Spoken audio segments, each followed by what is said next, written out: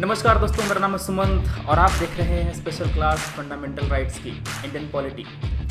यहाँ पर डिस्कस करेंगे हम लोग अपने मौलिक अधिकारों को और जो केसेस हैं, करंट अफेयर्स हैं, उनसे हम लोग जोड़ करके चलेंगे ताकि हमारा जो होलिस्टिक कवरेज है वो हो सके अपने चैप्टर की। बढ़िया, सब लोग आ गए? तेजस्विनी, मुकेश, तैदीप्य, सोमनाथ, मुस्कान, अदिति, कृतिका, कृष्णा, राज, अनुराधा, निवेदिता, तानहा, अली, अंबेडकर, मौलिका, कोमल, अजय, पूनम, साक्षी, अनुषी, अविनाश, आशा, मीनी, अमन, नरेश, प्रियंका, दिव्यांशु, सुमन, सनी, निखत,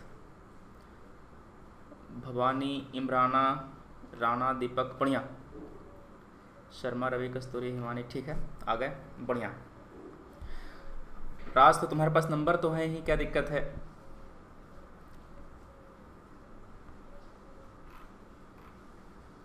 दीपक, जय हिंद।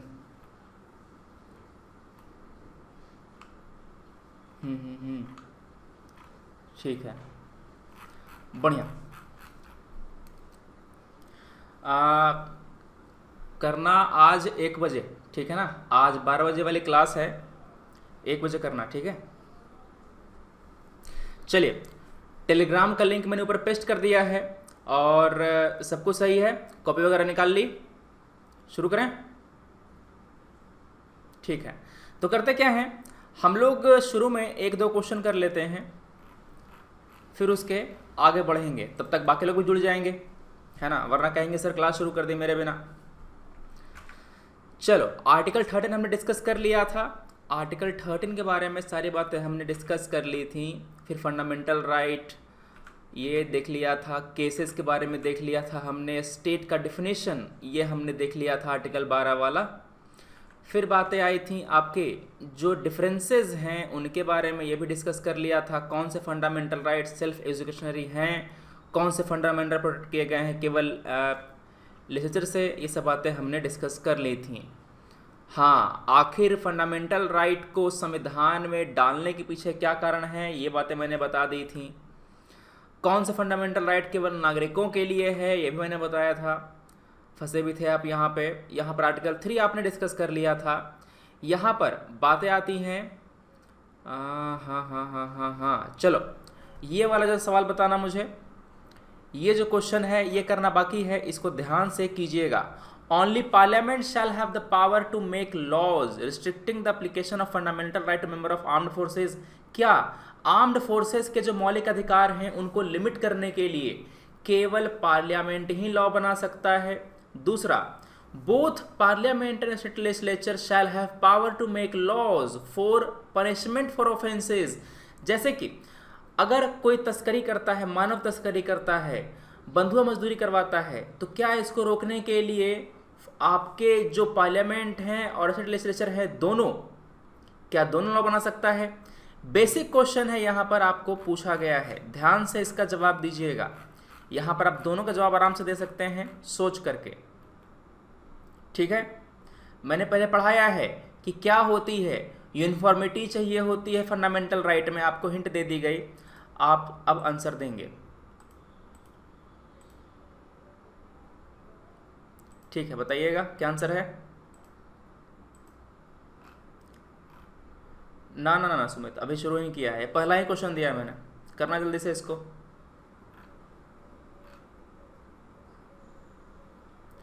ठीक है।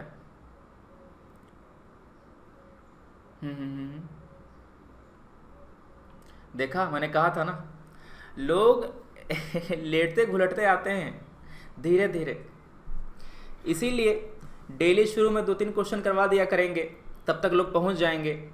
और हाँ, ये क्लास आपकी डेली होती है, डेली सुबह 9 बजे से होती है, फिक्स।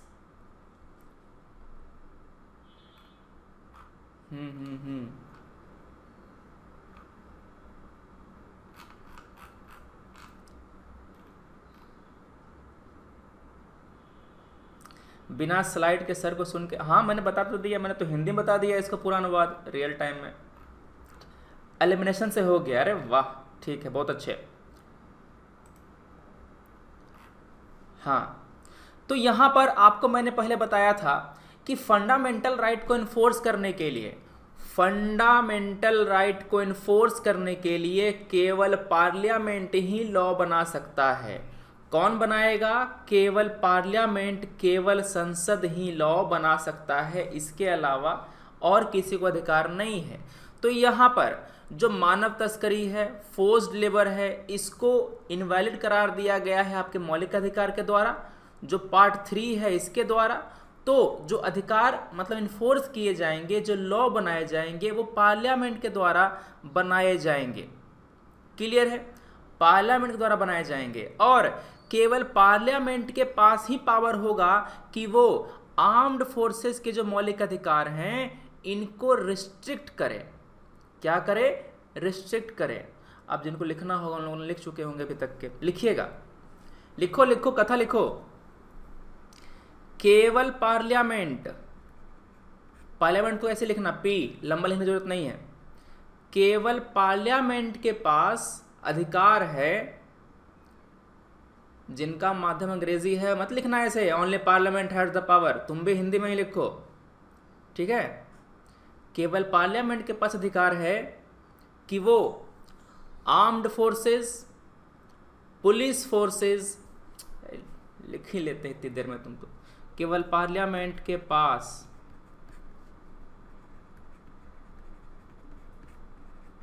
अधिकार है कि वो आर्म्ड एंड पुलिस फोर्सेस के मौलिक अधिकार को रिस्ट्रिक्ट करे, ठीक है, ना कि स्टेट लेजिस्लेचर। क्लियर है? कोई दिक्कत है यहाँ पे? बढ़िया।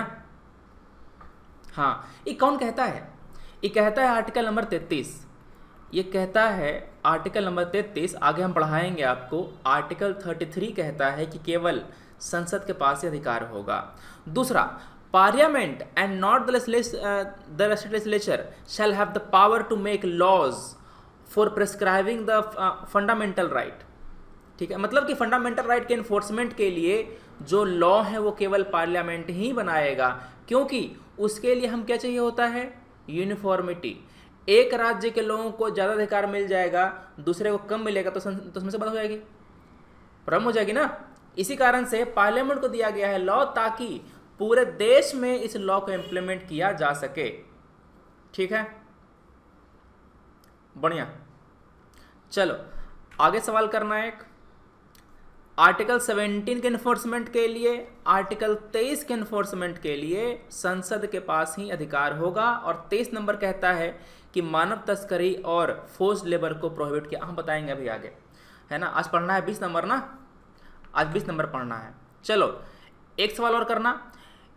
विच of the following cases may be considered as violation of article 19। अनुच्छेद 19 का जो वायलेशन है किसे माना जाएगा? ध्यान से बताइएगा इसको। Prohibiting women from opening a new IT office, महिलाओं को एक आईटी ऑफिस खोलने से रोकना। लोगों को फोर्स करना किसी खास जाति के कि वो किसी खास धंधे में लगें। फॉर एग्जाम्पल, अगर हम लोग किसी दलित को कहते हैं कि तुम नाली ही साफ करोगे, उसको फोर्स कर रहे हैं, तो क्या ये आर्टिकल 19 उल्लंघन माना जाएगा? दूसरा, denial of information regarding government के काम का जो जानकारी है उसको डिनाई कर देना। ध्यान से बताना आर्टिकल 19 में कौन सा आता है, सोच करके। यहां पर सभी मैंने पढ़ाया हुआ है, आप आराम से सोच लेना, तभी टिक मारना। मैं पोल ओपन कर रहा हूं, यह नहीं कि दिया दन से मार दिया।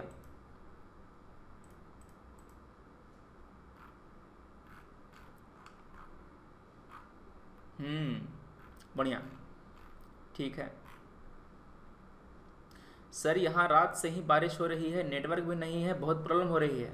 अब तो सुनाई भी नहीं दे रहा, तब तो मेरी आवाज़ सुनाई नहीं दी होगी। अच्छा,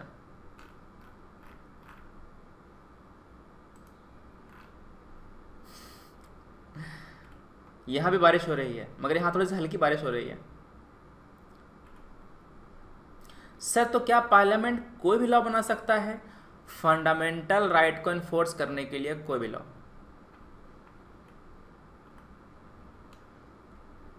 ठीक है, बहुत अच्छे। बढ़िया।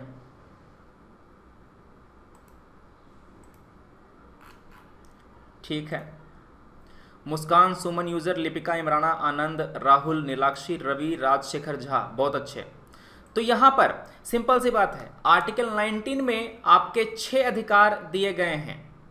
आपके 6 अधिकार दिए गए हैं। क्या आपको पता है कि आर्टिकल 19 में ही freedom of speech and expression है? अंकित जी तुम्हारे लिए कह रहा हूं, क्या आपको पता है कि आर्टिकल 19 में freedom of speech and expression है? आप अपने आप को एक्सप्रेस कर पाएंगे कब? अपने आप को आप एक्सप्रेस कर पाएंगे, बोल पाएंगे कब? जब आपके पास कोई जानकारी हो। गवर्नमेंट के कामों के बारे में हम लोग कब अपनी राय रख पाएंगे? जब हमारे पास गवर्नमेंट के कामों का ब्यौरा हो, जानकारी हो। तो राइट टू इंफॉर्मेशन भी आर्टिकल 19 के अधीन आता है कोर्ट के अनुसार। बात क्लियर है? सिंपल सी बात है, आप एग्जांपल लेके समझ सकते थे इसको। ठीक है, तो यहां पर आपका पहला सही है, किसी महिला को आप उसका ऑक्यूपेशन करने से रोक रहे हैं। याद है ना, फ्रीडम ऑफ ऑक्यूपेशन। हाँ, भले ही इसमें वो रीजनेबल रिस्ट्रिक्शन लगा सकता है, मगर उसके पास अधिकार तो है ही। तो किसी महिला को रोकना आईटी ऑफिस खोलने से, ये तो उसके अधिकारों का उल्लंघन हो गया। मेरा पहला सही है। अगर किसी खास जाति के लोगों को आप किसी खास काम करने के लिए उसको फोर्स करते हैं, दलितों को या फिर किसी और को, तो ये भी उनका राइट टू ऑक्यूपेशन का वायलेशन होगा, है ना? ये होता है, जनरली होता है। जैसे कि हमारे यहाँ मतलब हमारे समाज में, केवल मेरे यहाँ नहीं, जब कोई दलित कोई दूसरा काम करना चाहता है, मान लो खेती बाड़ी करना चाहता है, तो उसको नहीं करने देते, उसको खेत बटाई में नहीं देते, समझ रहे हो? उसको मतलब कोऑपरेट नहीं किया जाता उनसे, उनको प्रताड़ित किया जाता है। तो ये एक तरह से उनकी अधिकारों का उल्लंघन है। हाँ, वो बेचारा केस फाइल नहीं कर सकता, वो बात अलग है, समझ रहे हो? तो यहाँ पर दूसरा सही है। अरे यहाँ तक ये होता है कि दलित का कोई दूल्हा अगर घोड़ी चढ़ जाए तो मार हो जाता है वहाँ पे। आपने न्यूज़ सुना होगा, है ना, अखबारों में आता रहता है। तीसरा, हाँ ये तो मैंने बता ही दिया इन्फॉर्मेशन वाला। थर्ड तो आएगा ही आएगा, आरटीआई जो है वो पार्ट है आर्टिकल 19 का। तो क्या आंसर आ गया? 1, 2 and 3, D is the correct answer. बढ़िया, ठीक है। ऐसा भी होता है क्या सर, आप अखबार नहीं पढ़ते शायद पढ़िएगा। ठीक है, चलो अगला सवाल एकदम आसान है। इनमें से कौन से अनुच्छेद के अंतर्गत सुप्रीम कोर्ट ने कहा है कि hoisting the national flag atop the private building is a fundamental right of every citizen? मतलब कि अगर मैं चाहूं तो अपने घर पर भारत का झंडा फहरा सकता हूं और ये मेरा मौलिक अधिकार होगा। ये कौन से फंडामेंटल राइट में कहा गया है, जरा बताना मुझे। ठीक है, एकदम आराम से बताइएगा इसको। हाँ, ये पढ़ाया नहीं है मगर मैंने ये वाला आर्टिकल पढ़ा दिया है।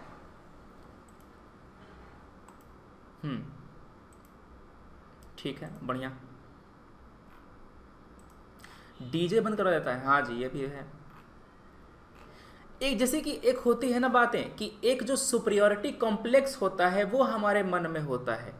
जैसे कि हम कहते हैं कि वो कोई छोटी जात का है तो वो काम नहीं करेगा, कुछ काम हमारे लिए ही है।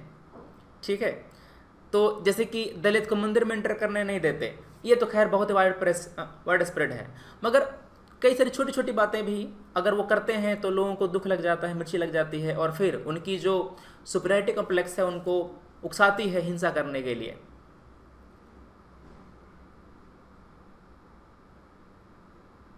जैसे कि अगर पिछड़े हुए मोहल्ले से अगर कोई व्यक्ति अधिकारी बन जाता है, भले ही वो किसी निचले पद पर ही हो, सरकारी नौकरी ले लेता है, तो पूरे गांव में नाम तो हो ही जाता है ना। मगर फिर काफ़ी सारे सेक्शन जो लोग हैं ना वो उसको इसे कहते हैं ना फूटी आँख ना सुहाना, वो। मुस्कान, सुमन, यूजर, आनंद, राहुल, रवि, सम्राट, उजाला, अर्चना, अंकित, बहुत अच्छे, शाबाश। तो यहां पर आर्टिकल 19 में कहा गया है, अनुच्छेद 19 में कहा गया है कि नागरिक अपने घर पर, अपनी प्राइवेट बिल्डिंग पर झंडा फहरा सकता है, ये उसका मौलिक अधिकार होगा। क्या होगा? मौलिक अधिकार होगा। क्लियर है? सुप्रीम कोर्ट के अनुसार जो झंडा तोलन मतलब झंडा फहराना प्राइवेट बिल्डिंग के ऊपर, ये सभी नागरिकों का मौलिक अधिकार है। अनुच्छेद 19 का क्लाउज 1 का सब क्लाउज ए। ठीक है, आर्टिकल 19 मोटा मोटी याद रख लो। आर्टिकल 14 क्या कहता है? आर्टिकल 14 ये कहता है कि इक्वालिटी बिफोर ऑफ लॉ होगी और इक्वल प्रोटेक्शन ऑफ लॉ होगी। आर्टिकल 21 क्या बोलता है? ये कहता है कि आपको राइट टू लाइफ होगा और पर्सनल लिबर्टी का भी आपके पास अधिकार होगा। 25 क्या बोलता है जी? आपको फ्रीडम ऑफ कंसाइंस होगा। आप कोई भी धर्म मानना है मानिए, ना मानना है मत मानिए, आप पर डिपेंड करता है। आप आस्तिक हो नास्तिक हो, स्टेट को फर्क नहीं पड़ता है। आप कोई भी जो धर्म है उसको प्रैक्टिस कर सकते हैं, उसको प्रोपगेट कर सकते हैं। मगर एक बात और, धर्म को प्रोपगेट करने का ये मतलब नहीं है कि किसी को पकड़ कर उसका धर्मांतरण कर दिया। यहाँ पर right to convert, right to propagation में नहीं आता। ठीक है ना? चलिए, तो ये बातें हो गई। अब आते हैं हम लोग अपने आज के मेन मुद्दे पर। उम्मीद है सभी लोग आकर के जम गए होंगे अपने सीट पर, कॉपी किताबें निकाल ली होंगी। बढ़िया, ठीक है ना? चलो ठीक है, बहुत अच्छे। तो यहां पर हम लोग पढ़ रहे थे आर्टिकल 19। ये वेबकैम थोड़ा सा ऊपर लग गया है ये सिर के इतना ऊपर वेबकैम थोड़ा सा ऊंचा मॉनिटर है ना, इसी कारण से ऐसे कर देना पड़ता है। अब मॉनिटर है यहाँ पे। ठीक है, चलिए क्या कह सकते हैं। लैपटॉप, अनअकैडमी का जो लैपटॉप है बाबा दास है उसमें जितना स्ट्रीमिंग जिससे हम करते हैं स्ट्रीमिंग यूट्यूब पर 1080 पिक्सल 1080p और 60 fps में इतना नहीं सह पाता, वो मर जाता है। ठीक है ना? बाकी टीचर्स का स्ट्रीम देखेंगे आप 720 पिक्सल 720 पिक्सल में होते हैं और 30 fps में होते हैं। हाँ, अभी YouTube पर इनेबल कर दिया गया है। YouTube पर अब 1080p का जो है ना स्ट्रीमिंग, वो इनेबल कर दी गई है। अभी तक 480p ही मैक्सिमम हो पाता था कोरोना वायरस के कारण। क्या कोरोना ने क्या किया था? कोरोना के समय में जो होता था लॉकडाउन, उसमें जो बैंडविड्थ थे काफ़ी कम हो गई थी, तो YouTube ने 480p ही रखा था मोबाइल ऐप में। मगर कल मैंने देखा कि आप 1080 पिक्सल तक के स्ट्रीमिंग कर सकते हैं, मतलब वीडियो आप देख सकते हैं HD में। ठीक है? हाँ, अब समस्या की मतलब समस्या बात है इंटरनेट की। ठीक है ना? चलो आ जाओ, आर्टिकल नंबर 20 की बात करेंगे हम लोग। आर्टिकल 20 की बात करेंगे हम लोग। बढ़िया, क्या कहता है ये आपको प्रोटेक्शन देता है कन्वेक्शन ऑफ ऑफेंसेस। ठीक है? Protection in respect of, protection in respect of convection for, ये राइटिंग सही हो गई क्या? राइटिंग कल से ठीक लग रही है मुझे, क्या बोलते हो? है ना? मतलब जो, चलो ठीक है, कुछ तो फायदा हुआ।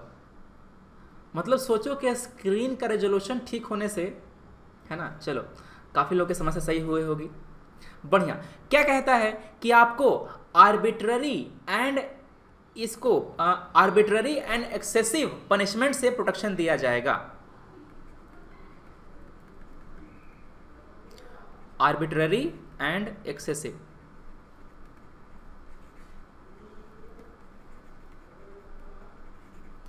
पनिशमेंट से प्रोटेक्शन। समझ गए बात? क्लियर है? किसको मिलेगा सर? किसको मिलेगा? चाहे वो सिटीजन हो, चाहे वो फॉरेनर हो, चाहे वो लीगल एंटिटी हो। ठीक है? लीगल पर्सन का मतलब होता है कंपनी वगैरह। क्या होता है? कंपनी वगैरह, कंपनीज एटसेट्रा, ठीक है ना।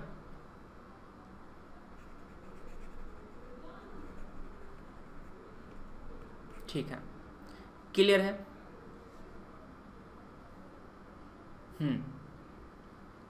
आर्टिकल 20 में 3 बातें आती हैं, आर्टिकल 20 में 3 बातें आती हैं। नहीं सर आपको लग रहा है ऐसा, मतलब हैंडराइटिंग गंदी ही है, हे भगवान। चलिए ठीक है, काम चलाओ, इससे क्या करें अब। बढ़िया, तो यहां पर 3 प्रोविजन, यहां पर 3 प्रोविजन आते हैं। पहला क्या है, no x facto law.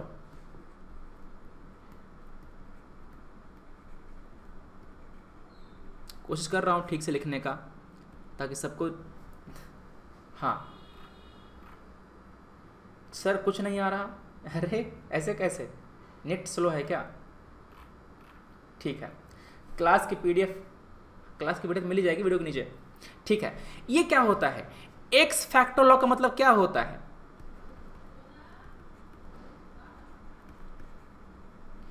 X factor law का मतलब ये है कि ये पेनल्टी को रेट्रोस्पेक्टिवली लगाता है। क्या करता है? पेनल्टी को रेट्रोस्पेक्टिवली लगाता है। मान लो कि मैंने कोई जुर्म किया था 2019 में, उस समय वो काम जुर्म नहीं था, उस समय वो काम जुर्म नहीं था। फॉर एग्जाम्पल, एक साथ 2 बिरयानी खाना, ये 19 में जुर्म नहीं था। गवर्नमेंट ने पास किया कि नहीं, एक साथ इतना नहीं खा सकते आप, समझ गए बात? तो अगर सरकार चाहे तो कुछ कामों को जुर्म करार दे सकती है रेट्रोस्पेक्टिवली, कुछ काम को जुर्म करार नहीं दे सकती। फॉर एग्जाम्पल, क्रिमिनल केस को रेट्रोस्पेक्टिवली जुर्म करार नहीं दिया जा सकता, मगर सिविल केसेस को जुर्म करार दिया जा सकता है। समझ गए बात? चलिए लिखिए क्या होता है। ये करता क्या है कि पेनल्टी को रेट्रोस्पेक्टिवली इंपोज करता है।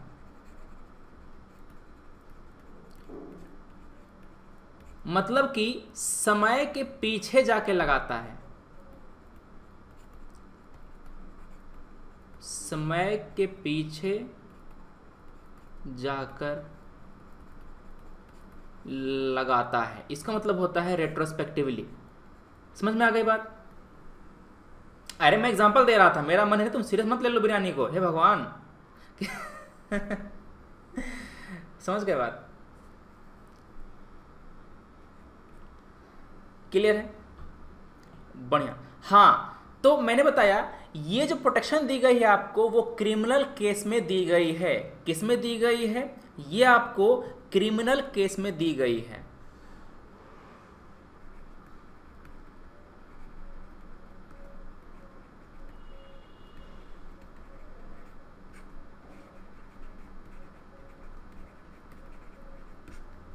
केवल, ना कि सिविल केस में। मतलब कि सरकार रेट्रोस्पेक्टिवली जाकर के टैक्स लगा सकता है। ठीक है।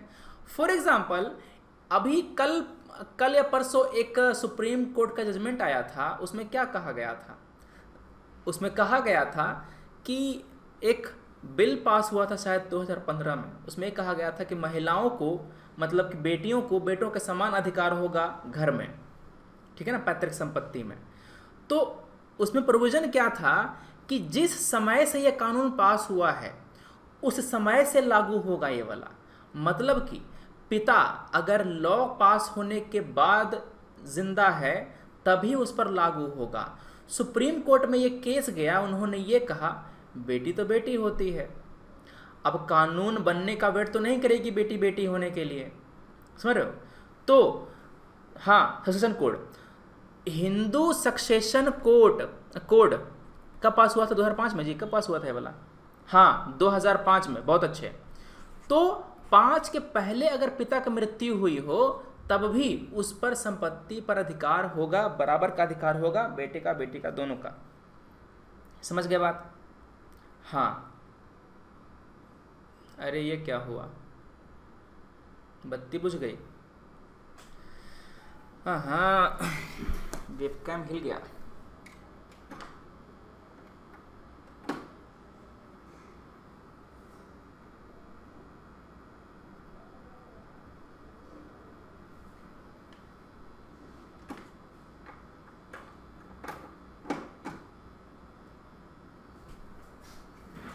रुको रुको, ठीक कर रहा हूँ। ये वेबकैम का इशू है, ठीक कर रहा हूँ इसको। आ गया।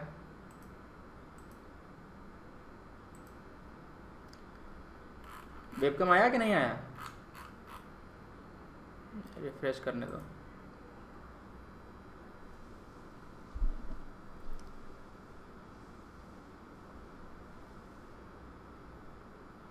आ गया? ठीक है, आ गया वापस, बढ़िया। चलो, तो आपने देखा क्या, हिंदू सेक्शन कोड के बारे में सुप्रीम कोर्ट का जजमेंट। अब आ जाओ आगे, क्या बोल रहे थे? सिविल केस में ये वाला आपको मिलता है, यहाँ पर इसमें क्रिमिनल केस में ये वाला आपको नहीं मिलता। ठीक है, बढ़िया। यहाँ पर जो प्रोटेक्शन है वो आपको प्रिवेंटिव डिटेंशन केस में नहीं मिलेगी। जो प्रोटेक्शन है, प्रोटेक्शन प्रिवेंटिव डिटेंशन के केस में नहीं मिलेगी। ये क्या होता है? किसी काम को करने से पहले अगर आपको डिटेन कर लिया जाए, क्योंकि गवर्नमेंट को ये लगता है कि अगर आप रहेंगे तो आप वह काम करेंगे। ठीक है, फॉर एग्जाम्पल, जब चीन के राष्ट्रपति भारत में आते हैं तो तिब्बत के लोग यहाँ पर प्रोटेस्ट करते हैं उनके सामने जाकर के कि तिब्बत को आज़ाद करो। तो कुछ जो लोग हैं उनको पहले ही गिरफ्तार कर लिया जाता है, डिटेन कर लिया जाता है कि शी जिनपिंग आ रहा है, तुम कुछ ना कुछ उपद्रव मचाओगे। समझ गए? हाँ, ठीक है। दूसरा क्या है? दूसरा है नो डबल जेपर्डी। दूसरा है नो डबल जेपर्डी। ठीक है,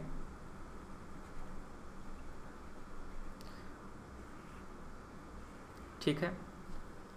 सावन के महीने में घर में चिकन ला के खाए, याद रखिएगा।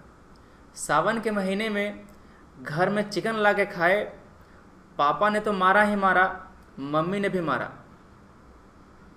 क्या समझे? Double Jeopardy. क्राइम एक ही हुआ है, सजा दो तरफ से मिली है। क्या समझे? ठीक है ना? तो यहाँ पर एक ही क्राइम के लिए दो बार आपको पनिश नहीं किया जाएगा। No person shall be prosecuted and punished for the same crime more than once. इतना तक नहीं रुकता, प्रताड़ना होती है उसके बाद भी। तुमने मेरा घर घटमटा दिया, घर नाश कर दिया तुमने। सावन के महीने में पूरा एकदम चिकन ले आए घर में, अछूत हो गया सब। समझ गए? धुलवाते हैं तुमसे फिर। ठीक है, बढ़िया। चलो लिखो इसको।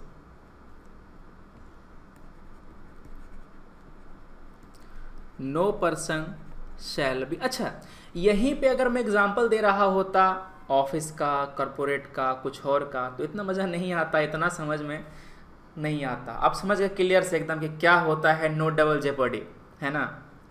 बढ़िया। No person shall be prosecuted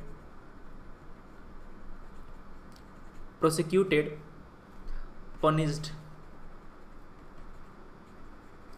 for the same crime more than crime या offense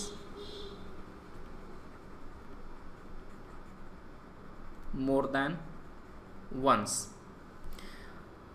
ठीक है, यहां पर कोर्ट आपको एक ही क्राइम के लिए, आपने किसी को चाकू मार दिया तो 2 बार जेल नहीं भेजेगा। ठीक है, हाँ, ये केवल आपको कोर्ट से प्रोटेक्शन देता है। क्या करता है? ये आपको केवल कोर्ट से देता है प्रोटेक्शन। ठीक है, मतलब कि अगर कोई जुडिशियल कोर्ट हो, जुडिशियल कोर्ट से और किससे? ट्रिब्यूनल से। ट्रिब्यूनल से प्रोटेक्शन। डिपार्टमेंटल, सुप्रीम कोर्ट ने कहा है डिपार्टमेंटल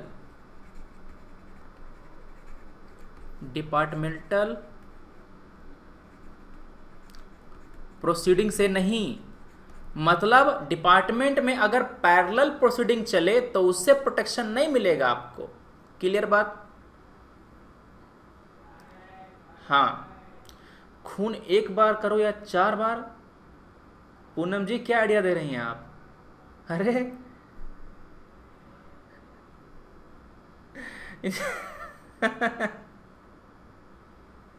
एग्जाम ठीक है। हाँ हाँ, मतलब क्या कह रहा, जो कोर्ट है ना, जो आपका हाई कोर्ट है, सुप्रीम कोर्ट है, वो आपको एक ही क्राइम के लिए 2 बार सजा नहीं दे सकता, मगर आपको आपका डिपार्टमेंट दे सकता है, घर में माता पिता दे सकते हैं, सब दे सकता है आपको सेम क्राइम के लिए 2 बार सजा। ठीक है, कोर्ट और ट्रिब्यूनल ये आपको सजा नहीं दे सकते 2 बार। ठीक है, बढ़िया। हाँ, मगर डिपार्टमेंटल प्रोसीडिंग, मान लो कि आप सरकार के लिए काम करते हैं, तो 2 डिपार्टमेंट आप पर जो कार्रवाई है कर सकता है, उससे कोई प्रोटेक्शन नहीं है। ठीक है,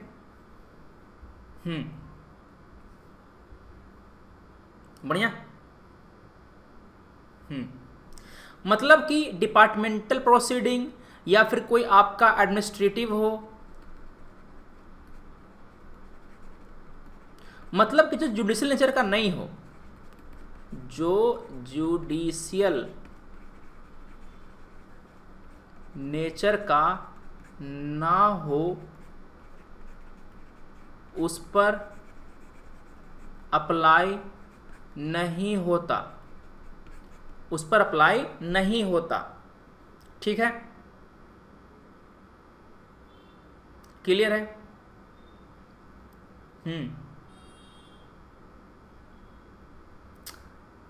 हाँ, चलो अगला क्या है?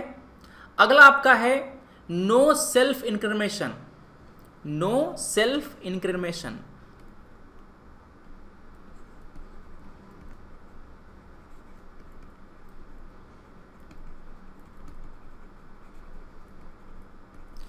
इसमें क्या करते हैं? आप अपने खुद के खिलाफ गवाही नहीं देंगे। ठीक है, no one can be compelled to be a witness, no one can be compelled to be a witness against himself,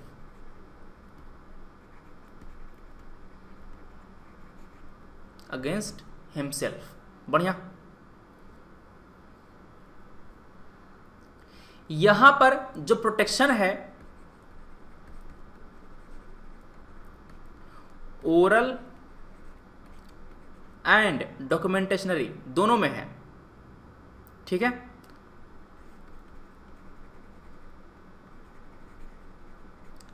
मतलब आपको अपने खिलाफ कोई डॉक्यूमेंट देने के लिए भी फोर्स नहीं किया जाएगा, कोई गवाही देने के लिए भी फोर्स नहीं किया जाएगा। ठीक है,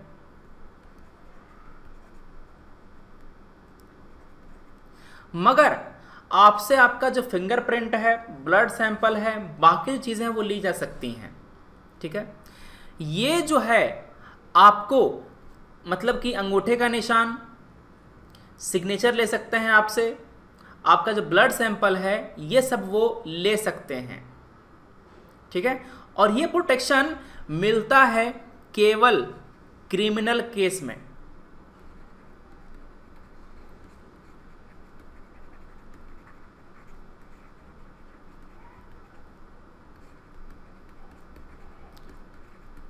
ना कि सिविल केस में।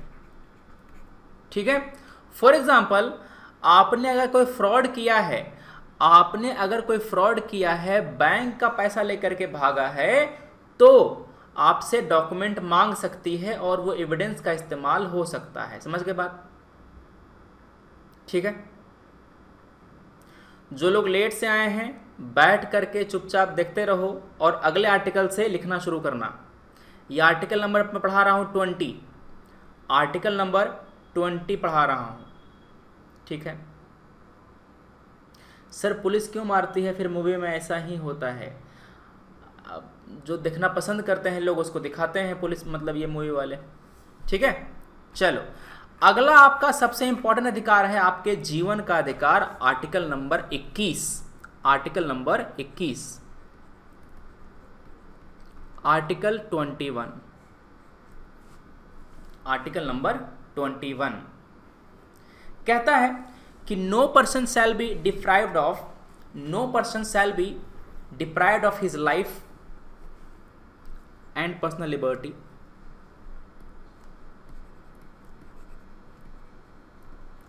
no person shall be deprived of his life or personal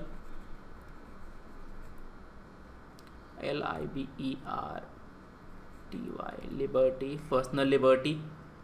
ठीक है sir, personal double jeopardy is for criminal and civil case. नहीं, डबल जेपर्डी केवल क्रिमिनल केस के लिए है, नहीं सिविल केस के लिए भी है, दोनों के लिए है, दोनों के लिए है, सिविल क्रिमिनल दोनों के लिए है। बस अंतर यह है कि प्रोटेक्शन आपको केवल जुडिशियल से ही मिलेगा, न कि एडमिनिस्ट्रेटिव से, दोनों के लिए है। ठीक है ना, मान लो तुमने कोई फ्रॉड किया है तो सजा 2 बार थोड़ी मिलेगी, सजा 2 बार नहीं मिलेगी ना। बढ़िया, एक्सेप्ट अकॉर्डिंग टू प्रोसीजर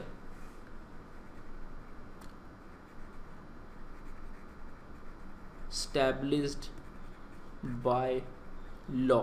ये जो टर्म है ना, प्रोसीजर एस्टेब्लिश्ड बाय लॉ, ये बहुत दंगा मचाया है।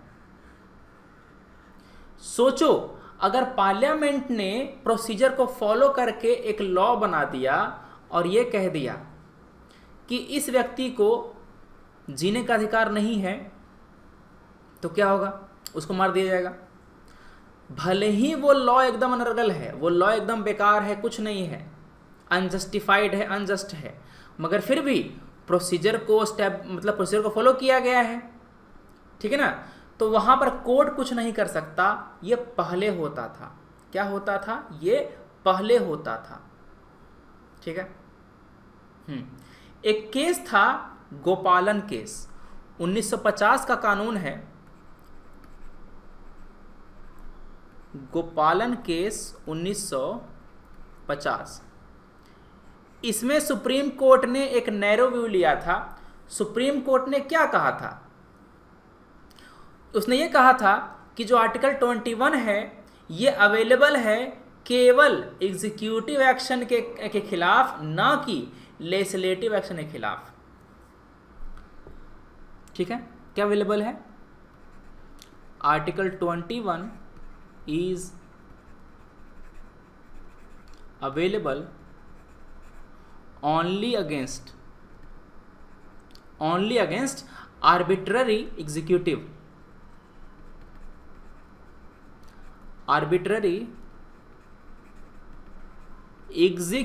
action, ठीक है, and not from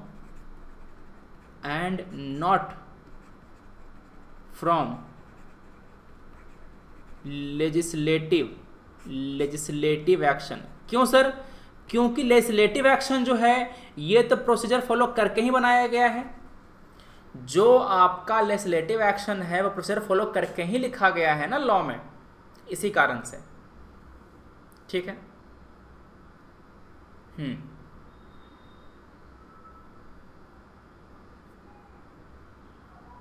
बढ़िया। मगर अगला केस आया मेनका गांधी केस, अगला केस आया मेनका गांधी केस 1978 में आया था। उसमें यह कहा गया था कि जो गोपालन में हमने बातें कही वो ठीक नहीं है, गोपालन में हमने जो बातें कही थी वो ठीक नहीं है, और ये जो आपका right to life and personal liberty है ये आपको प्रोटेक्शन देता है सबसे, ठीक है।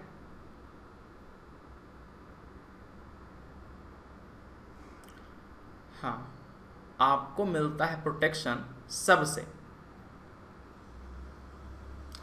मतलब कि आपका जो प्रोसीजर एस्टैब्लिश्ड बाय लॉ है, कौन सा केस था? Maneka Gandhi case.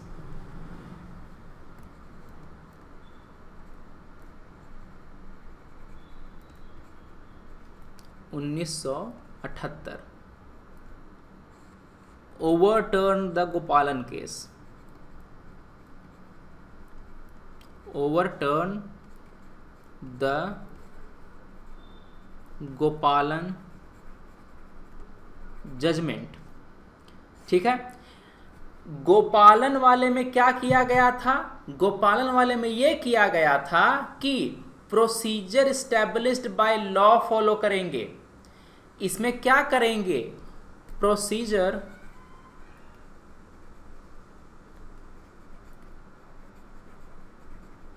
Established by law follow करेंगे।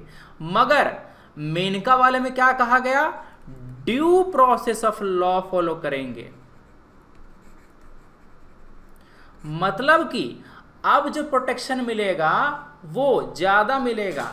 मान लो कि एग्जीक्यूटिव ने, लेजिस्लेचर ने कोई काम किया है और वो रीजनेबल नहीं है, लॉजिकल नहीं है, जस्टिफाइड नहीं है, अन्याय है, तो आपका राइट टू लाइफ आपको प्रोटेक्टेड रखा जाएगा, ठीक है।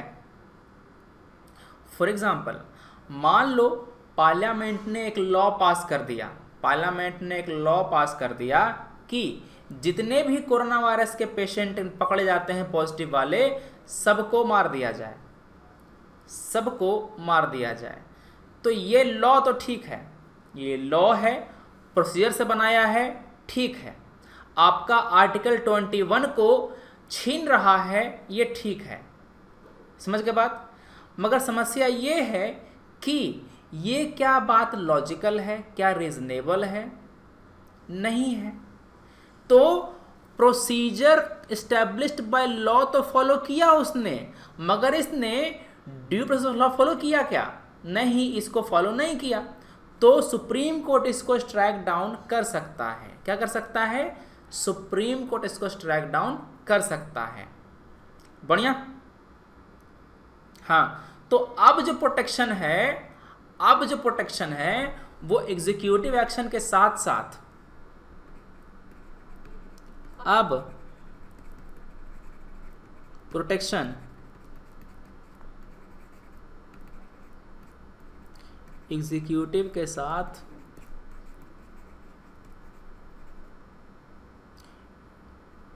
लेजिस्लेचर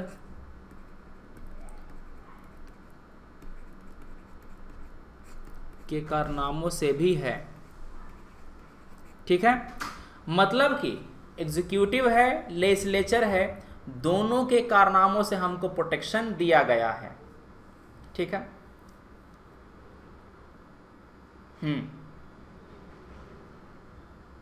बढ़िया, ठीक है।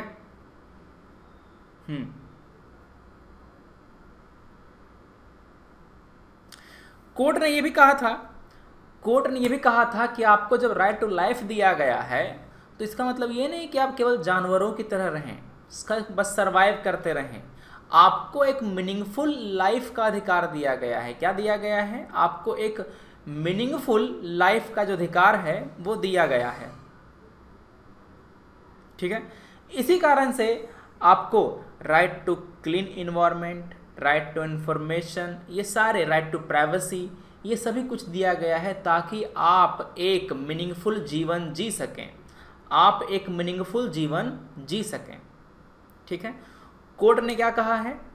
कोर्ट ने यह भी कहा है कि आपको जो right to live with human dignity है उसका भी अधिकार दिया गया है, ठीक है। आर्टिकल 21 को इतना जबरदस्त इंटरप्रेटेड किया गया है कि किसी एक अधिकार को जुडिशियल इंटरप्रिटेशन के द्वारा इतना ब्रॉड कर दिया जाए, इसका सबसे बढ़िया एग्जांपल आपका आर्टिकल नंबर 21 है।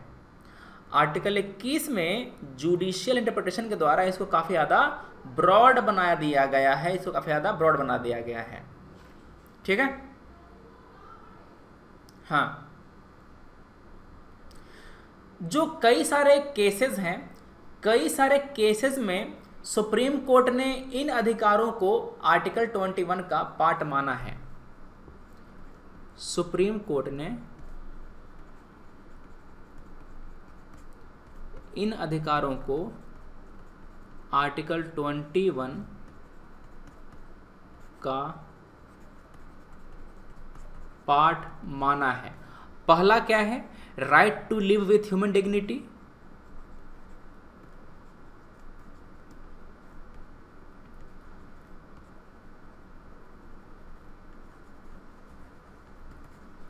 Right to live with human dignity. इसी में कहा गया है कि मान लो कि आपका जीवन डिग्निटी के साथ नहीं बीत रहा है। फॉर एग्जाम्पल, आप एक वेजिटेटिव स्टेट में आ गए हैं, मतलब देखते हैं ना कि कोमा में चला जाता है, कोमा में चला गया, रिकवर करने का ऑप्शन नहीं है, चांस ही नहीं है, तकलीफ में है, दुख में है, तो उसको उस दुख से निजात दिला सकते हैं। ठीक है। जो आपका पैसिव यूथेंसिया है उसको इस्तेमाल करके। यहां पर राइट टू डिसेंट एनवायरनमेंट ये भी है।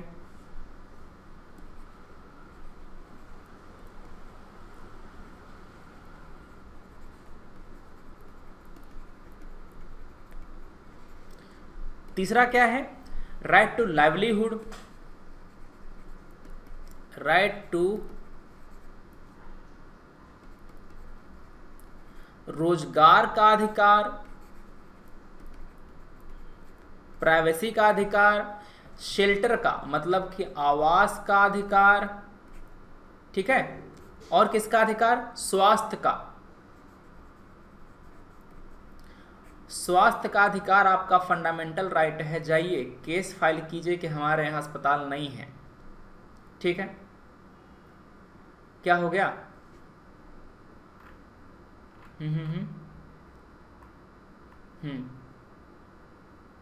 इसमें लिव इन भी आता है।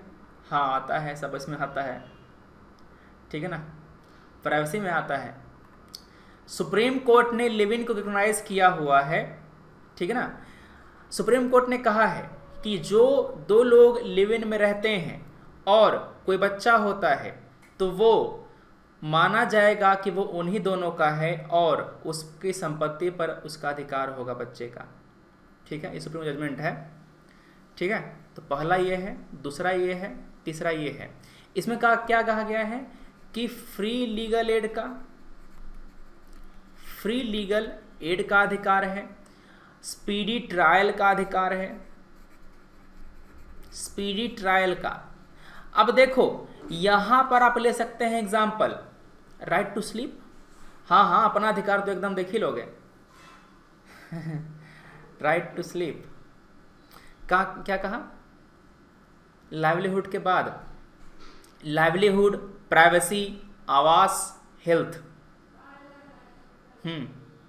ठीक है। Right against delayed execution, against delayed execution. तो यहां पर मैंने आपको एग्जांपल दिया था, भारत देश में अधिकांश जो लोग जो जेलों में बंद हैं वो अंडर ट्रायल हैं। क्या है? अंडर ट्रायल हैं। तो उनका जो मौलिक अधिकार है स्पीडी ट्रायल का, ये वायलेट हो रहा है। उनको क्या कहना चाहिए कि हमारा जो केस है फटाफट निपटाओ, सुलझाओ, खत्म करो, है कि नहीं? लटकाए हुए हैं जेल में, उसको बंद किए हुए हैं, तो उनको जो फंडामेंटल राइट स्पीडी ट्रायल को नहीं मिल रहा है।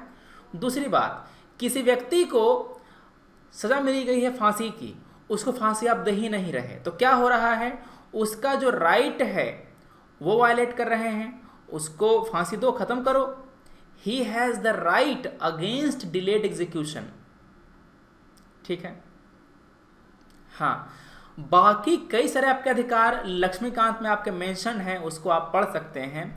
जैसे कि आपका जो ये बंधु मजदूरी के खिलाफ अधिकार हो गया, कहीं बाहर जाने का अधिकार हो गया, ये सारी बातें, राइट टू रेपुटेशन, बहुत अच्छे, right to fair trial, information, ये सभी आती बातें यहाँ पर।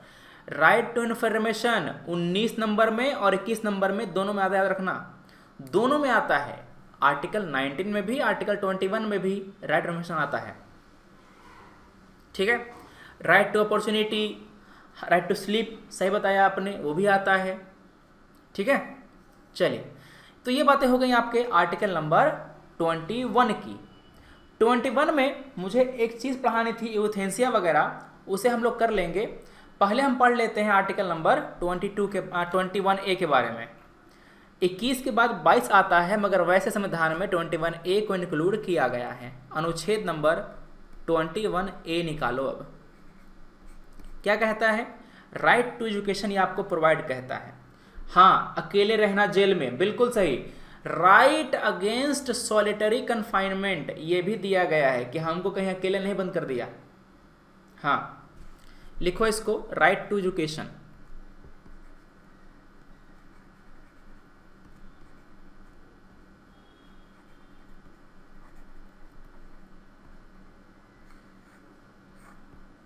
ये क्या कहता है?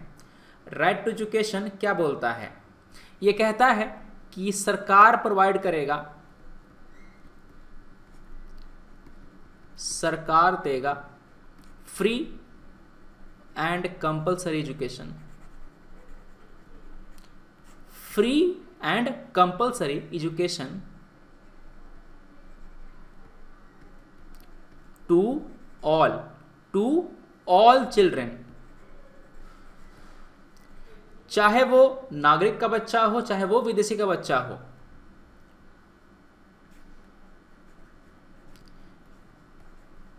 छह से 14 साल के बच्चे को ये अधिकार मिलेगा, ठीक है। हाँ, किस तरह से? जैसा स्टेट चाहे, जैसा स्टेट चाहे। आपको केवल एलिमेंट्री एजुकेशन का ही अधिकार है, ओनली एलिमेंट्री एजुकेशन, ना कि हायर एजुकेशन। मतलब आपको हायर एजुकेशन फंडामेंटल राइट नहीं है, ठीक है। हाँ, बढ़िया। आर्टिकल 21A में तो ये दे दिया गया, मगर इसको इम्प्लीमेंट करने के लिए क्या किया गया था? इसको इम्प्लीमेंट करने के लिए बनाया गया कानून। ये ऐड किया गया था 86th अमेंडमेंट एक्ट से। 86th अमेंडमेंट एक्ट कब पास हुआ था जी? अरे वाह दैदीप, बहुत अच्छे, 2002 में पास हुआ था। संविधान में डाल दिया। अब इसको इम्प्लीमेंट करने के लिए जो आपका जो लॉ है वो पास किए गए। जो आपके लॉज हैं वो पास किए गए, बढ़िया।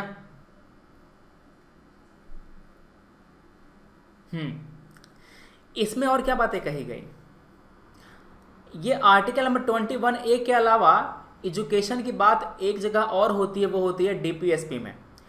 डीपीएसपी का आर्टिकल नंबर 45 है, उसमें भी चेंज किया गया था। उसमें यह कहा गया था कि 6 से 14 साल को तो हम संभाल लेंगे स्कूल में ला करके, मगर 6 साल के पहले के जो बच्चे हैं उनको ठीक से रखने का मतलब कर्तव्य, मतलब ये ड्यूटी है, सॉरी, ये ड्यूटी है, फंडामेंटल ड्यूटी है नागरिकों का। और 45 में ये कहा गया है कि जो बच्चे 6 से 14 साल के हैं ना, उनको देगा अपॉर्चुनिटी कि वो स्कूल जाएं। समझ के बात? जो बच्चे 0 से 6 साल के हैं इनको एजुकेशन देना ये फंडामेंटल ड्यूटी है, और 6 से 14 वाले को एजुकेशन मिले ये फंडामेंटल राइट भी है, और ये डीपीएसपी में भी आता है।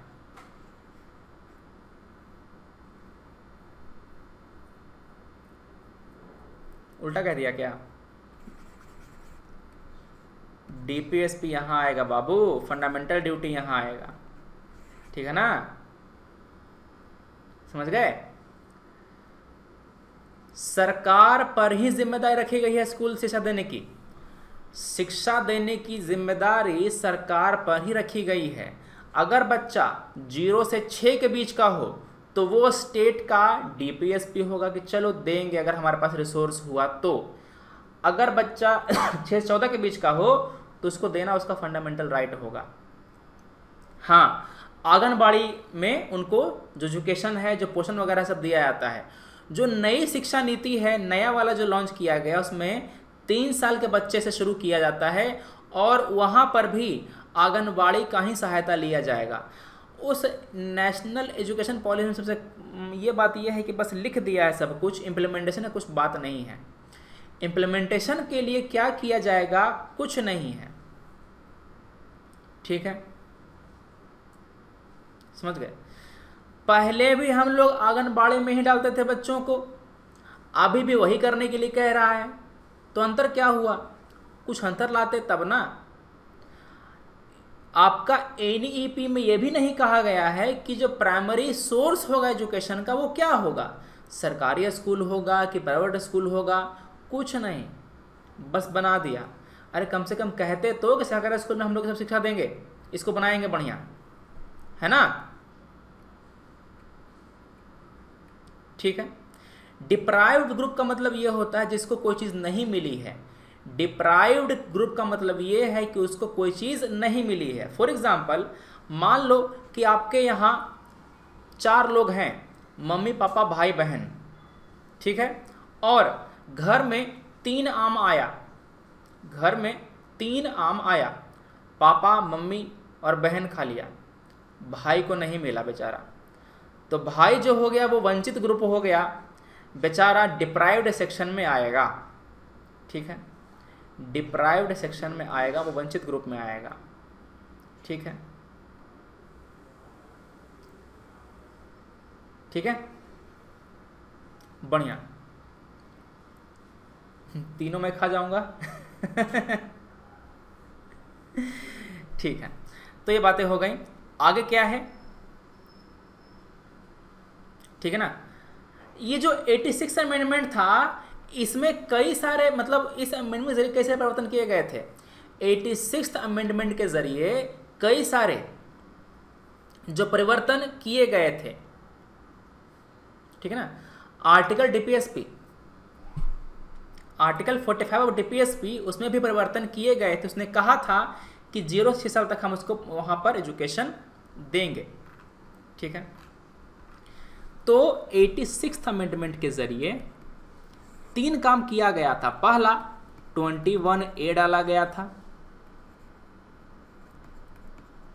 डाला, ठीक है, फंडामेंटल ड्यूटी बना दिया, फंडामेंटल ड्यूटी बना दिया कि जो माता पिता हैं बच्चे को प्रोवाइड करेंगे अपॉर्चुनिटी कि बच्चा स्कूल जा करके शिक्षा हासिल करे।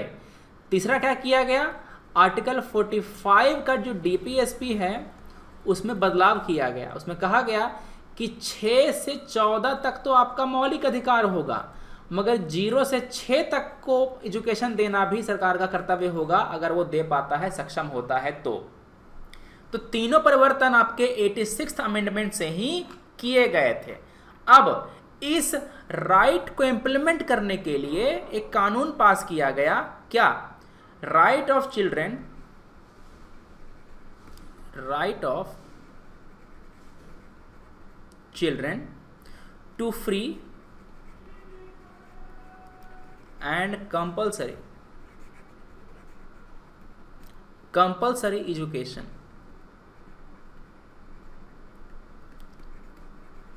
2009 में जी, 9 में।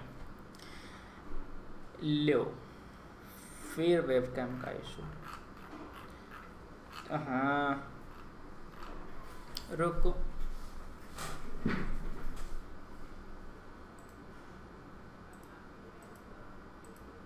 हाँ हाँ हाँ है तो,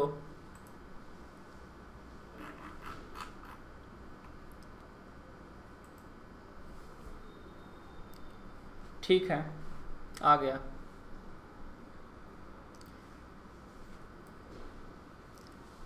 ठीक है, तो यहाँ तक मैंने बता दिया था आपको आर्टिकल आपका जो ये 21A है इन सब के बारे में।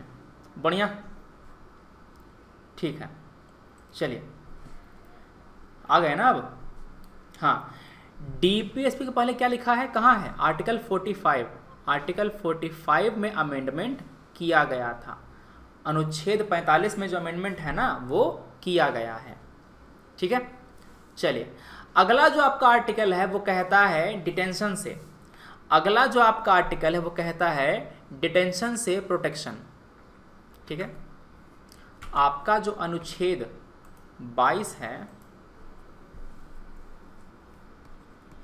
आर्टिकल 22 देता है protection against arrest and detention. ठीक है, करेंगे क्या, शनिवार को या रविवार को 2-2 क्लास ले लेंगे लगातार और फटाफट ख़त्म करेंगे इसको। ठीक है, बढ़िया, चलो कुछ देख लेते हैं एमसीक्यू क्या है क्या नहीं है। क्या है, 2009 लिखा, कहाँ लिखा, तो 9 ही तो है, ठीक तो है, 2009 है। ये कानून बनाया गया है ना 2009 में, कानून बनाया गया 2009 में, अमेंडमेंट 2002 में हो गया था, अमेंडमेंट 2002 में हुआ था, 7 साल के बाद कानून बनाया गया। ठीक है ना, बना 7 साल के बाद। ठीक है, तो क्या कहता है यहाँ पे, जो प्रोटेक्शन है वो देता है उन लोगों को जो अरेस्ट हुए हैं और जो डिटेन हुए हैं। जो बैच है हमारा शुरू हुआ है 3 अगस्त से और नया बैच शुरू होगा सितंबर में।